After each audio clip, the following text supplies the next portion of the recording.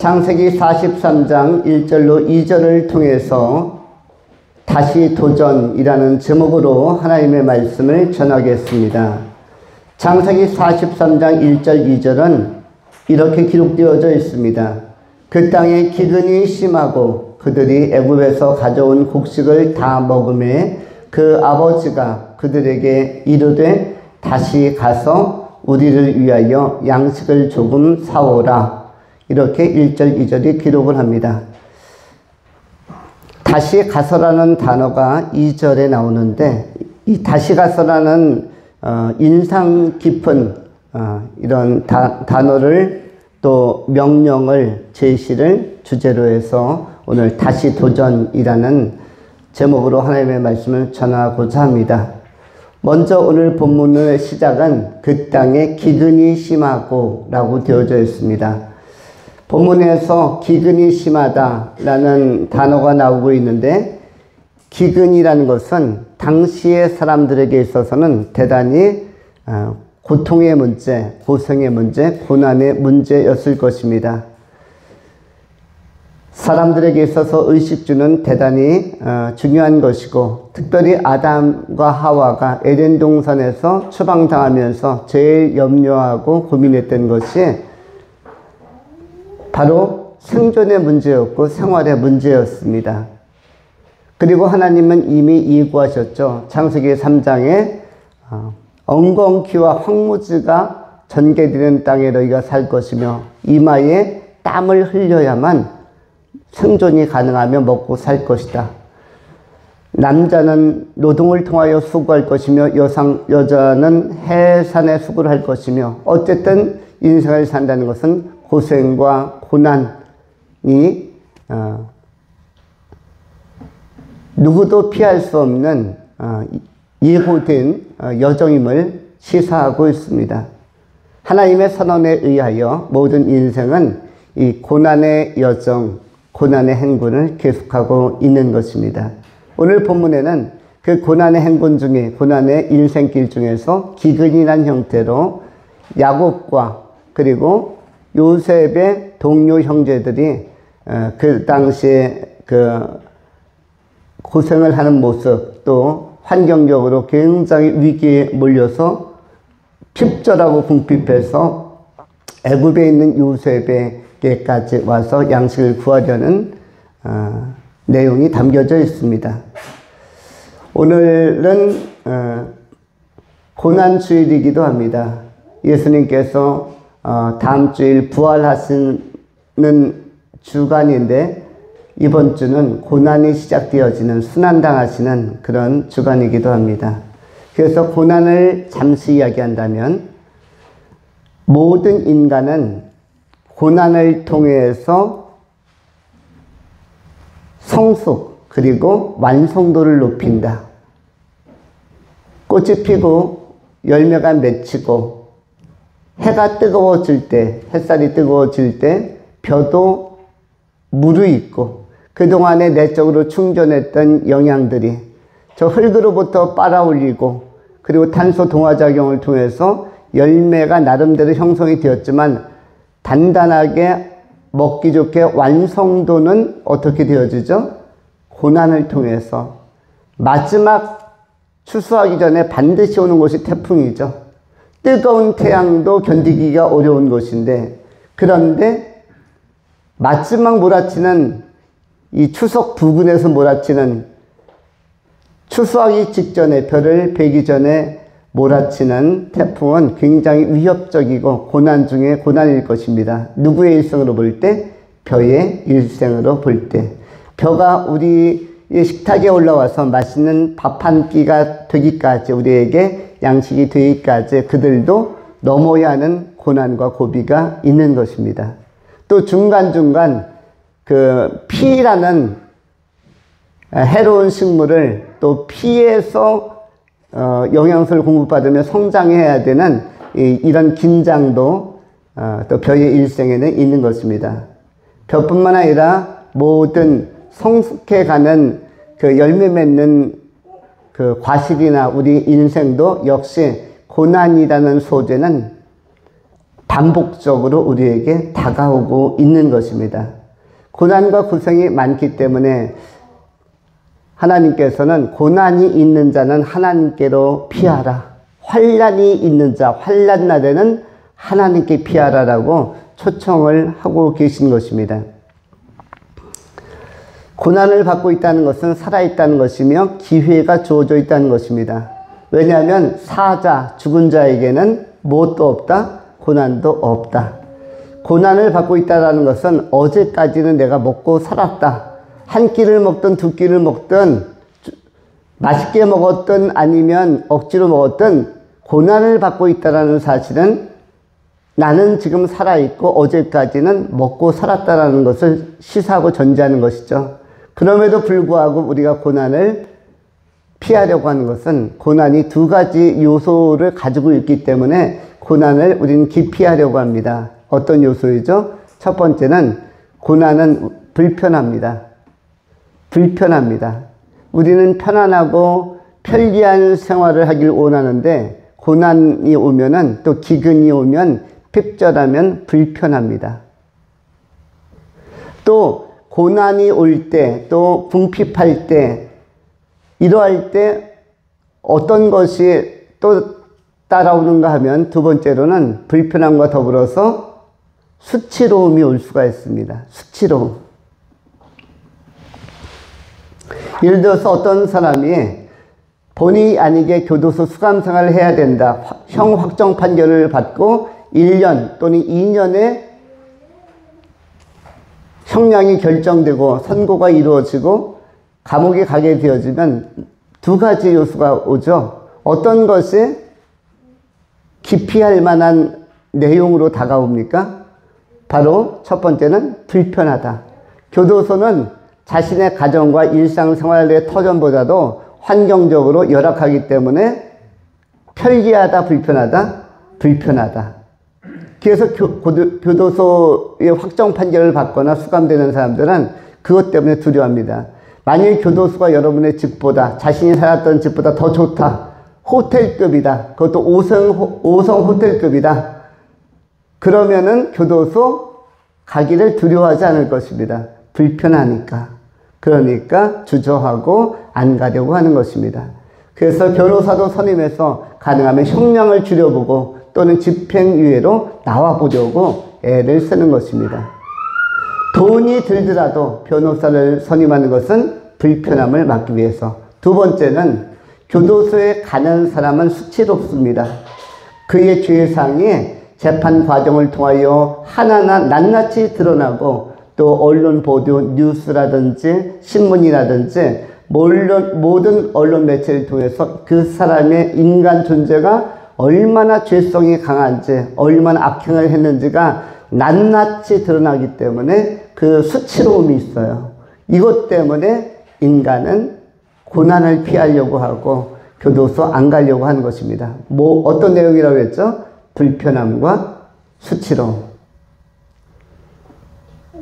그런데 이런 고난과 고생이 싫은 사람들은 이 땅을 떠나면 진짜 고생하는 길이 하나 기다리고 있는데 그것이 지옥입니다.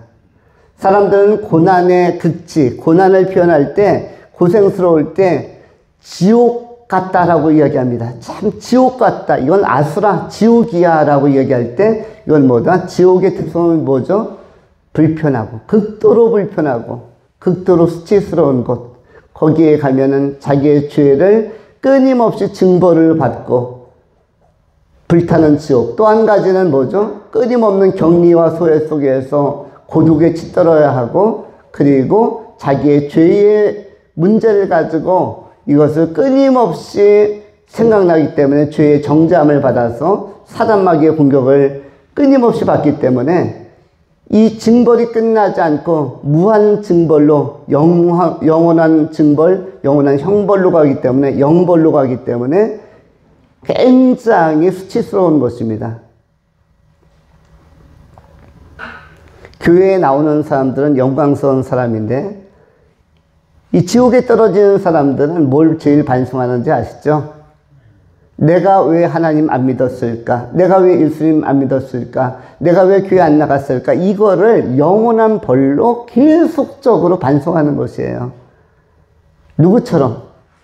가룟 유다처럼 후회하고 반성하는 것이죠. 후회하고 깨닫는 것이에요. 그러나 깨닫기는 하지만, 깨닫고 인식하긴 하지만 뭐는 안 된다? 회개는 안 되는 것입니다.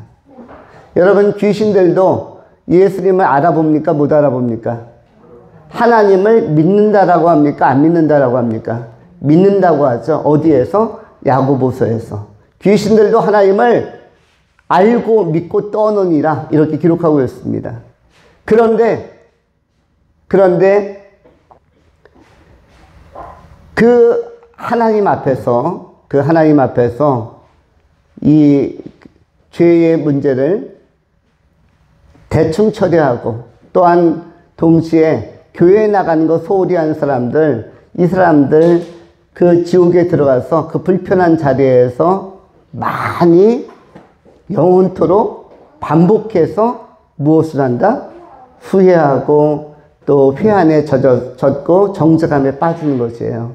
그래서 천국과 지옥은 큰 차이가 나는데 교회에 다니는 것은 영광입니다. 여러분들이 교회에 다닌다는 것은 대단히 의미 깊은 것입니다. 이건 우연이 아니라 하나님의 엄청난 보호. 여러분들이 교회에 나올 수 있도록 천군 천사가 엄청나게 여러분을 지원하고 돕는 것이에요. 특별히 오늘 이 시대에는 실제적인 그리스도인들이 많이 줄어가는 시대입니다. 세계 교회가 전성기를 넘겼기 때문에 하강기로 접어들어가고 있어서 마지막 추수의 시기가 다가오고 있기 때문에, 그렇기 때문에 끝까지 교회 다니는 사람들은 대단한 영광이요, 그것이 영화요, 또 면류관입니다. 교회 다니는 것이 대단한 프라이드, 굉장히 복된 것이라는 것을 꼭 기억하시면서 우리가 이 회복을 위하여 또 유지와 지탱을 위해서 계속 애써야 할 것입니다. 고난이 싫은 사람들은 어떻게 해야 된다? 예수 믿고 천국에 가야 되며 또 교회를 통하여 끊임없이 공급을 받아야 됩니다. 마치 어머니의 태중에 있는 아이가 탯줄을 통해서 공급을 받듯이, 탯줄이 끊겨지면 아이는 사산이 되는 것이죠. 그래서 이 탯줄을 통해서 공급받듯이 끊임없이 교회를 통하여 이 수원지를 통해서 영적으로 공급받는 일을 해야만 생명이 유지되는 것입니다. 로마서 5장에 성경은 이렇게 기록을 합니다. 다만 이뿐 아니라 우리가 환난 중에도 즐거워하나니 이는 환난은 인내를, 인내는 연단을, 연단은 소망을 이루는 줄 암이로다. 소망이 우리를 부끄럽게 하지 아니함은 우리에게 주신 성령으로 말미암아 하나님의 사랑이 우리의 마음에 부은 바 됨이니, 우리가 아직 연약할 때에 기약대로 그리스도께서 경건하지 않은 자를 위하여 죽으셨도다. 의인을 위하여 죽는 자가 쉽지 않고 선인을 위하여 용감히 죽는 자가 혹 있거니와, 우리가 아직 죄인 되었을 때에 그리스도께서 우리를 위하여 죽으심으로 하나님께서 우리에 대한 자기의 사랑을 확증하셨느니라. 이렇게 기록을 하고 있습니다. 우리에게 고난과 연단이 올 수 있지만 그리스도 안에서 소망을 가지고 죄사함 받고 정죄함이 없는 의롭다함을 받은 하나님의 온전한 일꾼들로 아름답게 우리가 생애를 살아가야 할 것입니다. 이러한 전제를 기반으로 해서 오늘 본문을 세 가지로 나눠서 정돈합니다. 첫 번째, 반복. 두 번째, 회복. 세 번째, 축복. 전체 제목은 다시 도전이고요. 첫 번째는 반복, 두 번째는 회복, 세 번째는 축복입니다. 먼저 반복에 대해서 이 하나님의 말씀을 나누도록 하겠습니다. 우리가 오늘 읽었던 창세기 43장 1절 2절에 이렇게 기록이 되어져 있죠. 그 땅에 기근이 심하고 그들이 애굽에서 가져온 곡식을 다 먹음에 그 아버지가 그들에게 이르되 다시 가서 우리를 위하여 양식을 조금 사오라. 우리가 서두에 서론적으로 전제에 말씀드린 것은 기근이 심하고 고난에 대해서 얘기한 것이고요. 고생에 대해서. 두 번째, 본론적으로 첫 번째 나눌 말씀, 다시 가서라는 단어에 주안점을 둔 것입니다. 다시 가서. 다시라는 단어는 한문으로는 제이고요. 영어로는 re라는 그 접두어를 쓰죠. 반복.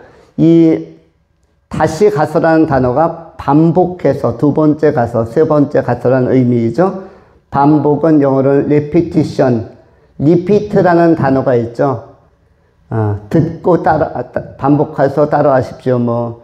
listen and repeat 할 때 repeat라는 단어가 있는데 거기서 나온 명사형이 repetition. 이것이 바로 반복이라는 단어인데 repetition, repetition, 반복인데 우리가 이 반복해야 할 일이 뭘까? 반복되는 것은 어떤 것이 있는가? 두 가지가 있습니다. 본문 그대로를 이야기한다면 1절에 나오는 기근이 심한 곳인데 중동 지역은 기근이 심했죠. 그래서 두 가지라고 했는데 자연적 기근과 두 번째는 영적 기근이 있습니다. 기근에는 무엇이 있다? 자연적 기근과 영적 기근이 있다. 자연적 기근은 환경적으로 비가 안 와서 건기가 계속되고 오래되어서 곡식이 자라지 못하고, 곡식은 식물은 물이 없으면 말라 죽고 성장하지 못하죠. 열매를 맺을 수가 없습니다. 그래서 자연적 기근이 오는데 이러한 것들과 또 한 가지 나눌 것은 영적 기근에 관한 문제입니다. 기근이란 단어는 히브리어로 라아브라고 합니다. 라아브. 기근 라아브. 히브리어로 라아브. 이것은 굉장히 환경적으로 열악한 상태, 굉장히 좋지 않은 상태이죠. 이런 상태인데 자연적 기근을 현대로 이야기하면 뭘로 표현할 수가 있죠? 이 기근의 문제는 경제적 공황 내지는 경제적 피폐, 경제적 침체로 그렇게 적용할 수가 있습니다. 그래서 이 자연적 기근은 요셉의 시대에도 있었고, 그 다음에 역사의 곳곳에 이 기근, 또 우리 대한민국만 해도 조선시대 말 춘공기가 항상 왔기 때문에 그때 정조대왕, 영조대왕, 훌륭한 왕들도 구황작물이라는 것을 외국에서 수입을 해왔습니다. 그래서 저 멕시코로, 일본으로, 중국 청나라로부터 구황작물을 들여와서, 여러분 대한민국은 뭐가 없었던 나라죠? 고구마가 없었던 나라. 대한민국은 무슨 식물도 없었던 나라? 고추도 없었던 나라. 그래서 옛날에 전통 김치는 전부 다 빨간 김치가 아니라 뭐죠? 백김치. 소금으로 절인 김치. 소금은 대단히 유용한 것이죠. 하나님의 배려가 소금인데 하나님의 인간 사랑은 소금으로 나타납니다. 빛과 소금 같은 역할에서도 중요한 역할이지만 여러분 전 세계의 70%가 민물이 아니라 짠물, 바다로 형성됐다는 사실을 아시죠? 왜 전 세계의 70%가 짠물, 소금기가 있는 바다로 형성되었을까요? 70%는 전 세계 인간이 사는 모든 대륙에 물이 다 흘러 들어간 것입니다. 바다는 모든 대륙에 다 걸쳐서 대륙을 감싸 안고 있어요. 그래서 어디에서나 바닷물 갖다 퍼서 말리면 뭐가 나오죠? 소금. 소금을 안 먹으면 사람이 삽니까? 죽습니까? 소금을 안 먹으면 사람이 산다? 죽는다? 죽는다. 소금은 대단히 중요한 것이죠. 생명 유지에도 이 나트륨, 소금 대단히 중요한 것입니다. 생명을 유지하기 위해서 굉장히 중요하죠. 그래서 소금을 전혀 안 먹으면, 그런데 더운 날씨에서 활동하거나 노동하거나 여행하거나 도보하고 행군하면 그야말로 거기서 픽픽 쓰러지면서 사망에 이르기도 합니다. 소금 중요한데 염분이 중요하죠. 염도. 그래서 적절하게 음식에도 소금을 넣는 것입니다. 그런데 이 소금이 특정한 지역에만 있다면 얼마나 이것이 고가일까요? 생명의 유지를 위해서는 소금이 너무 중요한데 이것이 전 세계에 너무 한 지역에만 있다. 예를 들어서 프랑스에만 소금이 난다 하면 전 세계가 프랑스에 가서 황금보다 더 비싼 가격에 이 소금을 구해야 될 것입니다. 그런데 하나님께서는 보편적인 사랑, 보편적인 은혜, 보편적으로 우리의 생명을 지키시는 하나님이시고 좋으신 하나님이기 때문에 바다의 물을 전 세계에 다 흐르게 했어요. 모든 대륙에. 그래서 어느 지역에서나 퍼다가 말려서 소금을 활용하고 거기다 콩과 결합해서 발효시켜서 메주로 이렇게 잘 조리해서 한참 다려내면 우려내면 뭐가 나옵니까? 간장이라는 것이 나오죠. 간장은 우리 대한민국이 개발한 아주 특별한 소스 중에 하나이죠. 아마 간장이라는 아주 좋은 소스를 우리 대한민국만큼 일찍 개발해서 또 실용한 나라도 많지 않을 것입니다. 여러분, 한국에만 있는 그 몇몇 특이한 것들이 있습니다. 간장도 그런 것들이고, 지금은 이제 동남아나 아마 세계적으로도 간장을 유입하는 나라들이 생겼을 겁니다. 그런데 또 하나가 있죠. 한국에만 유일하게 많이 나는 그 과일이 하나 있는데 이것이 뭐냐면 참외입니다. 참외를 영어로 번역하면 뭐죠? 수박이나 이런 것들을 그 영어로 이야기하면 뭐예요? 워터멜론, 뭐 워터멜론 이런데 멜론이라는 단어가 들어가죠. 그러면 참외는 뭐예요? 리얼 멜론? 아니면 옐로우 멜론? 참외를 영어로 뭐라고 하죠? 여기 뭐 토익 950, 뭐 900 이렇게 850 맞는 사람도 있을 것 같은데 참외를 뭐라 그럽니까? 코리아 멜론. 코리아 멜론이에요. 이 코리아 멜론 내지는 코리안 멜론, 참외는 한국에 나는 고유한 열매예요. 이거는 다른 나라에 없습니다. 간신히 지금 중국에서 조금 참외 가져다가 조금 버티고 있고요. 일본에 가면 있을까 말까 참외는 대한민국에서 나는 아주 고유한 그 특산물이라고 할 수가 있습니다. 코리안 멜론. 그래서 참외는 번역도 코리안 멜론으로 합니다. 그런데 간장도 마찬가지죠. 다른 나라가 소금만 쓸 때 우리나라 사람들은 콩과 간장을 또 빨간 고추를 또 거기다 쑥덩이까지 집어넣어가지고 1년, 2년 발효시켜서 코리안 소스, 간장을 아주 제대로 만들어서 요즘에는 회를 초고추장에다 이렇게 찍어 먹는 사람도 많지만 간장에다 찍어 먹는 분들도 많이 있어요. 그만큼 간장이 매력적인 요소로 짠맛을 내주고 있습니다. 이 소금, 이런 것들이 잘 개발되고 하나님의 배려 속에서 공급이 되었는데 지금 이야기하려고 하는 것은 뭐냐면 우리나라가 너무 어려웠던 시기에 정조시대나 이런 열린 마인드를 가지고 열린 마음을 가졌던 왕들이 이런 고추 그리고 고구마, 옥수수, 감자 같은 부황작물들을 들여와서 먹거리, 춘공기를 좀 넘어서게 한 것입니다. 근데 그것이 불과 300년도 안 된 이야기예요. 그러면 그 이전 사람들은 너무너무 어려웠다는 것을 의미하죠. 너무너무 어려웠다. 먹거리 문제에 있어서 겨울철만 되면 아주 얼쩔 줄을 모르는, 그래서 60세, 70세를 넘기기가 굉장히 어려웠습니다. 왜냐하면 영양실조도 많이 걸리고 영양실조에 걸리다 보면 면역력도 떨어져서 질병을 견뎌내기가 어려워서 홍역이나 콜레라나 장티푸스 같은 거 또 유행하는 질병들, 독감들 들어오면 꼼짝을 못했습니다. 영양 상태가 너무 나쁘기 때문에. 그런 시기가 있었죠. 이런 것들을 갖다가 자연적 기근의 모습으로, 일면으로 볼 수 있고, 지금도 아프리카라든지 특별히 이디오피아가 대단히 어려운 나라로 분류되고 있습니다.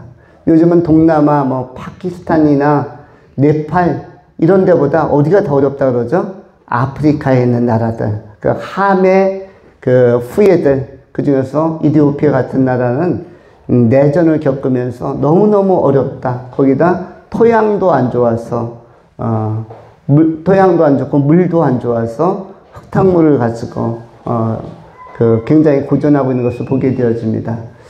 그래서 기근이라는 것은 현재에도 있는데 바로 이런 것들을 갖다 자연적 기근이라고 하고, 자연적 기근이 반복되는 것처럼 또 경제적 기근도 있다. 경제적 기근은 뭐냐면 사업이 잘 되었다가 안 되거나 성공했다가 실패하거나 흥했다가 망하거나 이런 것이 사업의 특성인데 현대인들은 투자를 많이 하기 때문에 투자했다가 예상 밖으로 열매를 못 거두는 경우도 많습니다. 주식이든 일반 사업이든 또 일반 창업이든. 그래서 공직에 있다가 또 회사 생활 하다가 은퇴자금 받아서 퇴직금 받아서 이렇게 개인 사업이라든지 식당이라든지 여러 가지를 개업하다 보면 잘 되는 경우도 많이 있지만 전문적인 노하우로 젊을 때부터 준비해 오지 않은 분들은 갑자기 공무원이나 군에 있다가 퇴사해서 딱 그 자금이 있다고 해서 인테리어하고 그 개업을 하면은 거기에서 1년, 2년을 지탱하지 못하는 경우가 굉장히 많습니다. 그런 경우가 뭐죠? 경제적 기근이 올 수도 있습니다. 자연적 기근, 경제적 기근. 또 한 가지는 무엇이 있겠습니까? 영적 기근이 있습니다. 영적 기근.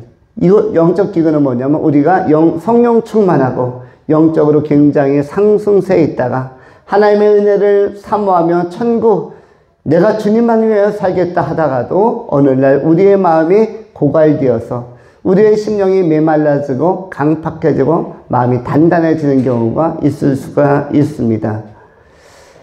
이사야서 57장에 어떤 단어가 나오냐면 57장 17절에 그의 탐심의 죄악으로 말미암아 내가 노하여 그를 쳤으며 또 내 얼굴을 가리고 노하였으나 그가 아직도 패역하여 자기 마음의 길로 걸어가도다. 자기 마음의 길로 걸어가도다. 이것이 이사야서 57장 17절에 나오는데 자기 마음의 길로 걸어가는 경우가 많습니다. 하나님께서 인도하시는 길, 하나님께서 지도하시는 길을 올바르게 따르는 것이 아니라 성령이 인도하시는 길을 따르는 것이 아니라 자기 마음의 길로 세상 깊은 곳에 또 탐심과 타락의 길로 가다가 영적으로 기근을 만나는 경우도 있습니다. 원래 우리의 마음에는 성령의 충만함과 성령의 생수의 강이 흘러야 하는데 그 의의 길, 생명의 길로 가지 못하고 진리의 길로 가지 못하고 복음의 길로 가지 못하고 천국 가는 그 길로 가지 못하고 정도를 벗어나 마음의 길을 따라 행하다가 우리의 마음이 메말라지는 이 영적 기근이 올 수도 있습니다. 한국교회도 영적 기근이 와 있다고 볼 수 있고 세계교회에 영적 기근이 와 있는데 우리가 이 영적 기근도 우리가 잘 넘어서야 할 것입니다. 영적 기근을 넘어서는 것은 뭐죠? 현재의 영적 기근을 넘어서는 대안은 뭘까?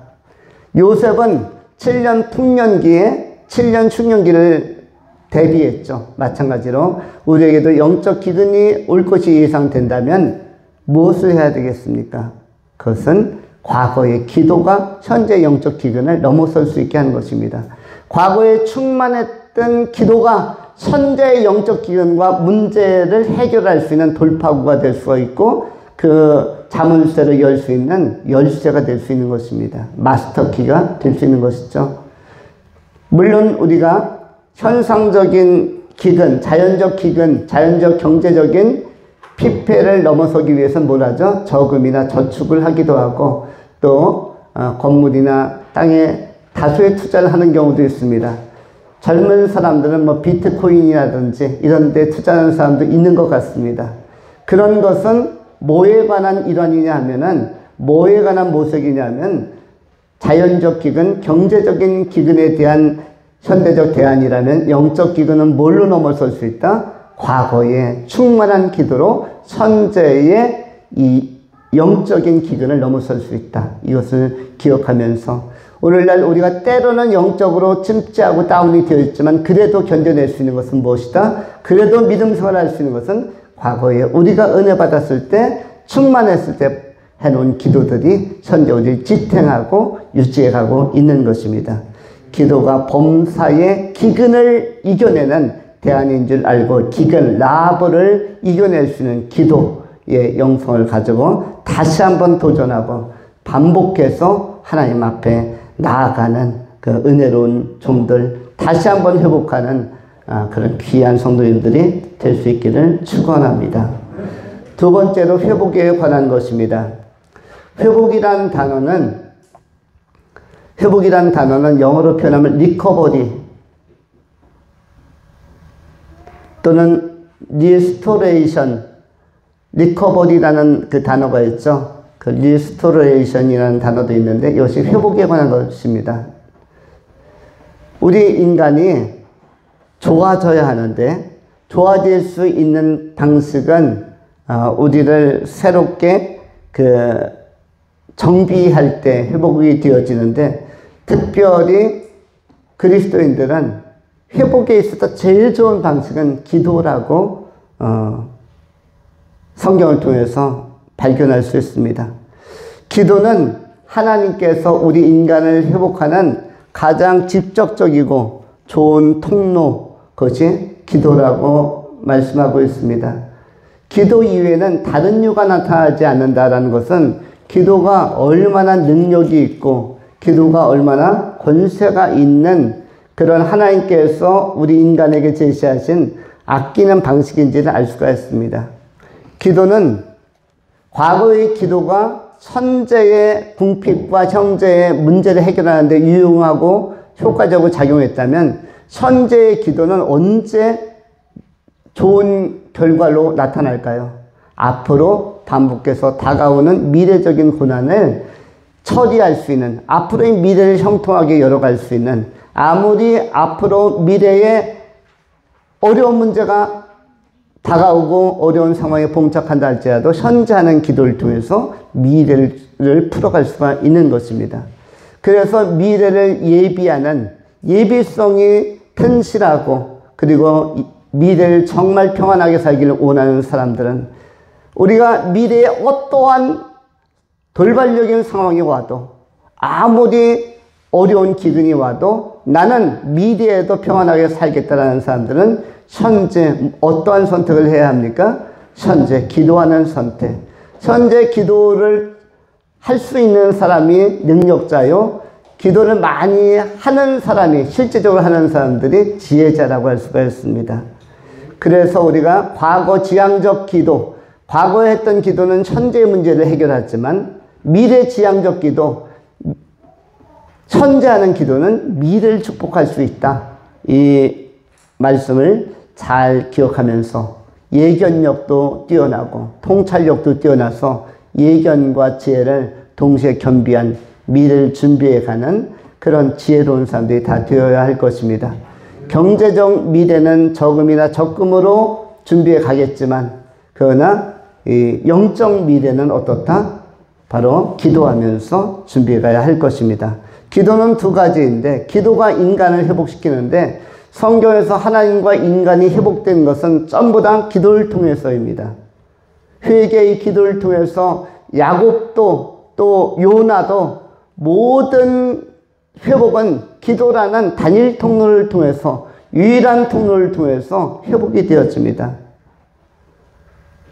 그리고 회복되어지면 기도를 통해서 회복되어지면 더 단단해집니다. 그리고 더 건강해집니다. 기도는 두 가지로 나눌 수 있는데 첫 번째는 필요적 기도가 있고 두 번째는 관계적 기도가 있습니다. 필요적 기도는 뭐냐? 간절함으로 구하는 것. 나 정말 이것이 필요합니다. 나 재정도 필요하고 내가 사업도 잘 돼야겠고 또 앞으로 지금 하는 창업도 잘 돼야겠고 내 자녀들이나 내 후손들도 잘 돼야겠고 이건 간절함으로 오는 기도. 내 몸도 좀 건강해져야 되고 이건 간절함으로 오는 것은 다 필요적 기도라고 합니다. 동시에 관계적 기도라는 것이 있습니다. 관계적 기도, 이것은 무엇이겠습니까? 이것은 하나님 앞에서 사랑받는 기도, 친밀함의 기도. 필요적 기도가 간절함의 기도라면 관계적 기도는 친밀함의 기도인데 친밀함의 기도는 바로 하나님 앞에 사랑받고 인정받는 형통함을 가져오는 축복을 가져오는 기도가 관계적 기도라고 할 수가 있습니다. 어떤 차이가 있을까요? 어떤 특성이 있을까요? 필요적 기도는 내가 필요할 때, 내가 상황에 위기였을 때, 몰렸을 때, 기도 제목이 있을 때, 문제가 발생했을 때만 가끔 기도하는 것, 가끔 무릎을 꿇는 것, 가끔 예배실을 찾는 것, 이것이 필요적 기도이고요. 이건 간절해서 기도 외에는 방법이 없는 것 같아서, 기도 외에는 다른 이유가 나타나지 않을 것 같아서 하는 기도가 뭐다? 필요적 기도. 일반적으로 이런 기도를 많이 하죠. 이른바 화살 기도라고 하는, 화살을 즉시 화살 통해서 꺼내서 장전해서 발사하는 것처럼 목표물 새라든지 토끼라든지 사슴이라든지 아니면 적이라든지 그 목표 대상이 나타나면 화살 통해서 즉시 뽑아서 쏘는 것을 화살 기도라고 하는데, 이렇게 즉시 뽑아서 하는 기도, 내 입술에서 마음에서 뽑아서 바로 하나님께로 쏘아 올리는 그러한 기도를 화살 기도라고도 이야기하죠. 이런 것은 필요적 기도입니다. 우리가 간청하며 기도하고 강청하며 기도할 때 하나님께서는 이 기도를 다 들어주신다라고 예수님의 그 비유를 통해서도 말씀해 주십니다. 그런데 그것보다 더 원숙하고 고상하고 고미하며 수준 높은 기도는 관계적 기도입니다. 성경에는 친밀함, 친밀감이라는 단어가 여러 번 나옵니다. 구약 성경 여호수아의 하나님과의 관계, 모세의 하나님과의 관계, 다윗의 하나님과의 관계 안에서 친밀이라는 단어가 많이 나오고 있는데, 하나님과의 친밀감은 대단히 행복한 요소라고 할 수가 있습니다. 인간이 평안을 누릴 수 있고 행복을 누릴 수 있을 때, 은혜를 많이 받을 때 이것은 바로 친밀이라는 형태로 나타나는데, 친밀함을 나타나게 하는 이 기도가 있습니다. 그것은 뭐냐면 화살 기도가 아니라 범사에 하는 기도, 감사의 기도입니다. 또 사랑의 기도입니다. 기도는 하나님과의 대화이기 때문에 양이 많이 필요하다고 했죠. 여러분, 여러분과 친밀한 사람들이 있다면 누구와 친합니까? 여러분에게서 친밀한 사람이 있을 것입니다.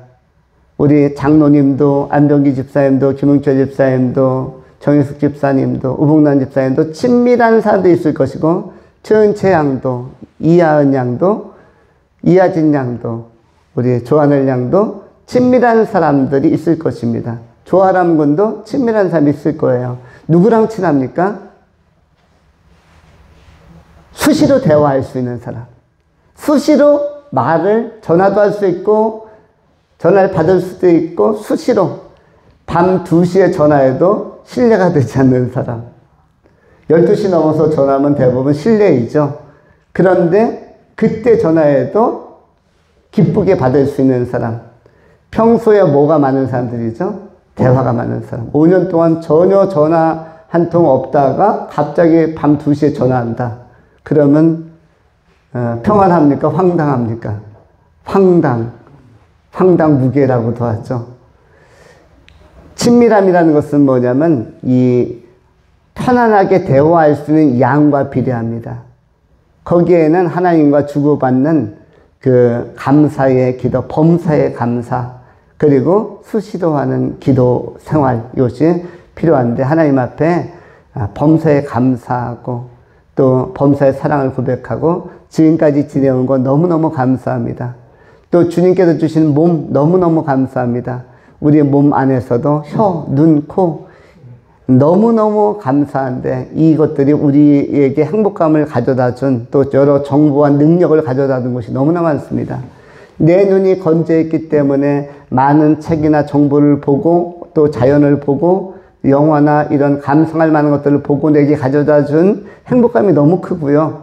내 귀, 청력이 살아있음으로 말미암아 아름다운 소리, 새소리, 물소리, 음악소리, 연주소리, 가수의 공연소리, 시에 낭송하는 소리, 이런 것을 나한테 전달해 줘서 내가 느끼는 행복이 너무 크고요.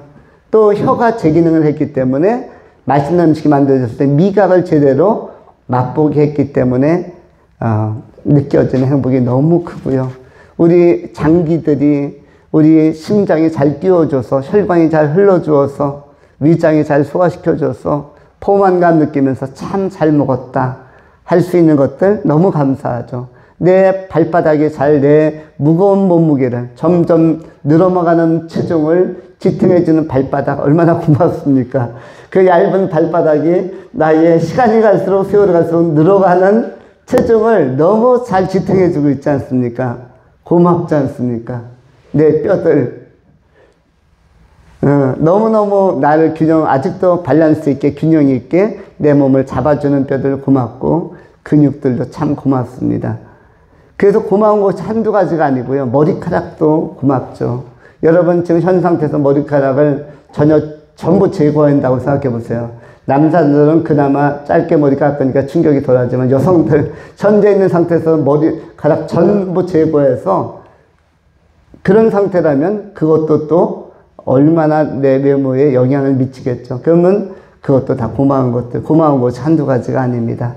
하나님 앞에 또 우리의 가족들이 형성된 것도 고맙고, 좋은 친구와 동료들이 있는 것도 고맙고, 예배 생활 할 수 있는 것도 고맙고, 이런 범사에 감사함, 또 일용할 양식이 있어서 고맙고, 감사함을 수시로 표현하는 친밀함의 기도, 그 사랑의 기도, 사랑의 고백, 이것도 굉장히 중요한 것입니다.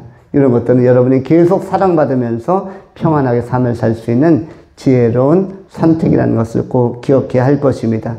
이 두 가지 기도를 통해서 여러분들은 어떻게 된다? 회복이 된다는 것입니다. 야곱도 이렇게 회복이 되었고, 베드로도 그렇게 회복이 되었고, 바울도 회복이 된 것이며, 모든 곤고했던 사람들이 아무리 기근을 만나도 다 회복이 되는 것입니다. 필요적 기도와 관계적 기도를 통해서 대화의 능력을 회복함으로 말미암아 다시 한번 힘을 얻는, 그리고 다시 회복되어지는 그런 하나님과 소통이 잘 되는 그런 축복의 사람들이 될 수 있기를 축원합니다. 마지막으로 축복에 관한 내용입니다. 오늘 본문은 복으로 끝나는데 반복, 회복, 축복. 축복은 잘 아는 것처럼 각 교회마다 축복의 시간을 갖죠. 또 우리가 생일을 맞이한 친지가 있거나 친구가 있거나 가족이 있으면 축복을 해주는데, 그 축복을 갖다 영어로는 blessing이라고 하고, bless라는 단어가 있죠. 축복하다. blessing. 축복. 이 축복이 있는데, 축복은 어떠한 것이겠습니까? 요셉은 하나님과의 관계가 좋아서 축복을 받은 사람입니다. 요셉은 형통하기만 하는 사람은 아니었고요. 요셉도 불통할 때가 있었고, 요셉도 환경이 좋아서 행복한 사람이 아니라, 물려받은 유산이 많아서 재벌 2세에서 행복이 아니라, 요셉이 대기업에 취직해서 행복이 아니라, 요셉은 오히려 행복하기보다는 불행한 여건 속에서 성장했습니다. 예를 들어서 어머님이 요셉이 초등학교 다닐 만한 10대 소년이었을 때 어머님이 동생 베냐민 낳다가 돌아가셨는데, 얼마나 어린 시절에 조실모했으니까. 조실 부모가 아니라 아버님은 살아계셨으니까, 어머님만 돌아가셨으니까 조실모한 요셉에 있어서 충격이 컸겠습니까? 그 다음에 다른 형제는 다 이복이었는데 이복 형제가 너무 많았죠. 이복도 아니라 요셉의 형제들은 몇 복이었죠? 3복입니까? 4복입니까? 4복이었죠. 야곱에게 아내가 무려 4명이었죠. 라헬, 레아, 실바, 빌하. 그러니까 4복 형제는 얼마나 복잡합니까? 2복 형제 안에도 갈등이 심한 걸로 알고 있는데, 3복 더위는 견딜만 하지만 3복 형제가 얽혀서 산다, 얽혀서 재산 분쟁에 참여한다, 이거 굉장히 복잡하고요. 그것보다 더 심한 게 뭡니까? 4복이죠. 3복 더위는 견디겠는데 못 견디겠는 건 뭐예요? 4복 형제들이 서로 쟁투할 때, 분쟁을 일으킬 때, 소송할 때 견딜 수 없는 거죠. 근데 4복 안에 누가 있었어요? 4복 형제의 복잡한 관계 안에 요셉이 들어가 있었죠. 그래서 환경은 좋지 않았고, 형제들이 사랑만 한 것이 아니라 질투와 미움과 시기가 있었기 때문에, 그래서 그 미디안 상인들에게 팔려가기도 하고, 구덩이에 빠지기도 하고, 또 번듯한 직장을 얻은 것도 아니고 노예로 팔려가다가 남의 집에서 하인으로 생존해야 됐고, 또 가족을 떠나서 생소한 애굽 땅에 들어가야 했고, 자기네 동네에 사는 것도 아니고 타지에 끌려가서, 자기가 걸어간 것도 아니고 취업하러 간 것도 아니고 끌려갔기 때문에 환경은 너무 안 좋았죠. 거기에다가 그 보디발 장군의 한 여인의 그 아내로부터 어떤 그 제안을 받았는데 자신의 순수함을 지키기 위하여 거절하고, 이러한 순전함 안에서 모함을 받아서 역으로 교도소에 들어가게 되어지죠. 그것도 단기수가 아니라 1, 2년짜리가 아니라 거의 10년에 걸친 장기수로 복역하는 요셉은 고난이 있었습니까? 없었습니까? 고난이 심했습니다. 고난이 보통이 아니었고 고생이 아주 심했죠. 그랬던 요셉이었지만 이 요셉이 이 고난의 문제를 뭘로 해결합니까? 하나님과의 좋은 관계로 해결해 나간 것입니다. 하나님과의 좋은 관계로부터 요셉의 축복은 시작된 것입니다.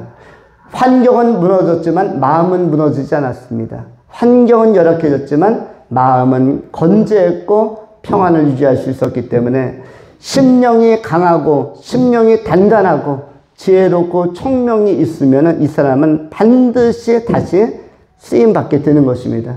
여러분, 불씨, 꺼진 불씨 왜 다시 보자고 합니까? 산불이 잘 안 꺼지죠. 한번 강원도에 산불 한번 나면은 하루 이틀에 잡힙니까? 안 잡힙니까? 안 잡히고 몇 주씩 가서 온 산을, 산맥 자체를 태우는 경우가 있어요. 왜 그렇습니까? 꺼진 불씨가 위력적이기 때문이죠. 여러분 안에도 평안이 있고 하나님을 경외하는 마음이 있고 예수 그리스도 안에서 생명이 있다면, 성령의 바람만 불어오면 여러분들이 침체가 아니라 다시 일어날 수가 있고 다시 활활 타오를 수가 있고, 또 여러분도 성령 충만한 그리고 형통하게 쓰임받는 하나님께서 높이 쓰시는 사람들, 얼마든지 이 복음의 씨앗, 신앙의 씨앗, 생명의 씨앗이 있는 사람들은 다시 쓰임받을 수가 있는 것입니다. 우리가 해야 할 일은 뭘까요? 우리가 해야 할 일은 두 가지입니다. 그것은 하나는 성찰, 하나는 고찰입니다. 우리의 삶을 회개로부터 출발해서 뭔가를 깨닫고 고쳐나가는 것으로부터 출발해야 되는데, 하나님과의 관계가 좋으려면 하나는 성찰. 성찰은 뭐냐면 과거의 나를 들여다보는 것입니다. 과거의 나는 어떠한 존재인가? 과거의 나는 어떠한 영향의 구조, 이른바 그 영양사 구조 안에서 어떤 영향을 받아서 나의 성격은 이렇게 형성되었고 내가 고칠 거는 뭔가? 사람은 영향받음으로 말미암아 성격도 그리고 습관도 형성이 되는 것입니다. 원래의 내가 아니에요. 현재의 나는 원래의 내가 아닙니다. 여러분들은 원래 더 괜찮은 사람이었는데, 여러분은 선입견이나 편견 없는 아주 멋진 사람이었는데 영향받은 것 때문에, 환경 때문에, 성장 환경, 부모 환경 때문에 현재의 나라는 약간 기형적이고 조금은 왜곡되고 일탈된 내가 지금 나타나 있는 것이지, 원래의 여러분은 더 괜찮은 사람들입니다. 천국 가면은 원래의 여러분을 회복하고 원래의 여러분을 볼 수 있기 때문에 진짜 괜찮은 자기를 볼 수 있는 것입니다. 외형도 몸도 호련히 부활체로 변화되기 때문에 여러분이 더 아름다워지는 것이고, 내면 세계나 인품도 훨씬 더 아름답게 회복되는 것을 하나님 나라에서는 볼 수가 있습니다. 원래의 나는 괜찮은 나, 괜찮은 사람들이라는 것이죠. 그것을 뭐다? 과거의 나를 성찰하는 것이 필요합니다. 그래야 좋아질 수가 있죠. 또 한 가지는 뭐죠? 고찰입니다. 고찰. 내가 가장 좋았을 때가 언제였더라? 내가 가장 마음도 평안하고 내가 제일 좋았을 때가 언제였을까를 자세히 고찰하며, 이것은 뭐냐면 하나님과의 관계가 좋았을 때가 가장 좋은 미래가 현상적으로 펼쳐지는 것입니다. 요셉도 마찬가지인데 하나님과의 관계가 좋았기 때문에, 하나님 관계가 살아있었기 때문에 미래가 형통하게 펼쳐진 것이고, 요셉이 상상하지도 않았던 총리까지, 초기에는 농수산부 장관을 한 것이죠. 지금요, 농산물 담당하는 농수산부 장관의 임용이 되기까지는 하나님과의 관계가 살아있었기 때문입니다.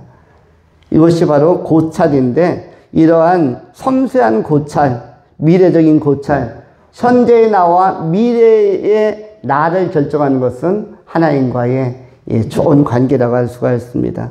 하나님과의 관계를 잘 가져가는 것은 하나님을 경외하는 마음으로 나타난다. 이것을 우리가 말씀을 통해서 지난주에도 상고하였습니다. 하나님의 끊임없는 격려와 위로와 칭찬 안에서 힘을 얻고 하나님께 명성과 칭찬을 받는 사람으로 하나님께서 여러분의 자존감과 또 여러분의 그 자존심을 지켜주는, 내가 내 자존심을 지켜주는 것이 아니라 하나님이 지켜줄 때를 자존감이라고 하는 것이죠. 내가 내 자신의 삶에 대해서 주장하는 것은 자존심은 고집으로 나타나는 것이고요. 자존감은 하나님이 내 위상과 품위와 품격을 지켜주는 것이에요. 내 인생 너는 충분히 괜찮고 충분히 멋지고 충분히 가능성이 있다. 내가 너를 인정한다. 이렇게 하나님이 인정해 주는 것은 바로 자존감의 향상으로 활성화로 나타날 수가 있고, 하나님 나라에서 하나님께서 우리의 품위를 높여준 것은 무엇입니까? 칭찬과 상급인데, 명성인데 하나님께서 이런 복을 우리에게 다 주시는 것입니다. 요셉에게는 지상의 복도 지금 축복으로 나타내어 주셨습니다. 하나님과의 관계가 좋으면 천상에도 상급을 누리며 축복은 계속 진행이 되는 것입니다. 요셉과 같은 믿음을 가지고 살고자 하는 우리 삶에게 모든 성도님들 안에 지상에서도 형통한 미래가 펼쳐지고 천상에서는 상급이란 형태로 놀라운 복이 주어지는 축복의 한복판에서 살아가는 행복자들이 다 될 수 있기를 축원합니다. 기도하겠습니다.